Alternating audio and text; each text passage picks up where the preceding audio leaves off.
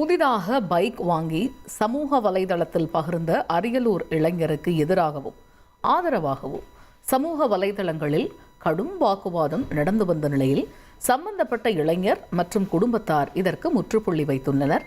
அவங்க வேலை செஞ்சுட்டு இருந்தாங்க. அவங்கள யதார்த்தமா அவங்கள்ட்ட சொல்லாமலே அழைச்சிட்டு போனேன். அதனாலதான் அவங்க நகை எதுவுமே போடாம வந்தாங்க.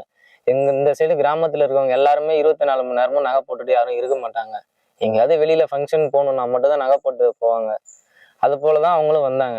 அவங்கள்ட்ட நான் சொல்லாம தான் இதுக்கே அழைச்சிட்டு போனேன். எங்க அம்மா இந்த பக்கம் பணம் கட்டிட்டு இருந்தாங்க. அப்ப எங்க அம்மாவுக்கு ஒரு வீடியோ, எங்க அத்தைக்கு ஒரு வீடியோ தான் எடுத்தேன்.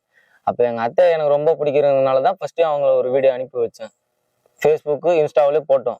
அதை எல்லாருமே தப்பா கமெண்ட் பண்ணிக்கிட்டு தப்பா ரீல்ஸ் மீம்ஸ் எல்லாம் போட்டுட்டு இருக்காங்க. அப்படிலாம் யாரும் போடாதீங்க. நான் என் வீட்டுல இருக்கிறவங்களை கஷ்டப்படுத்தி ஒன்றும் நான் வண்டி வாங்கல.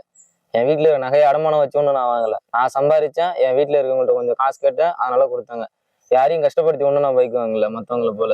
உங்களால முடியல அப்படிங்கிறதுனால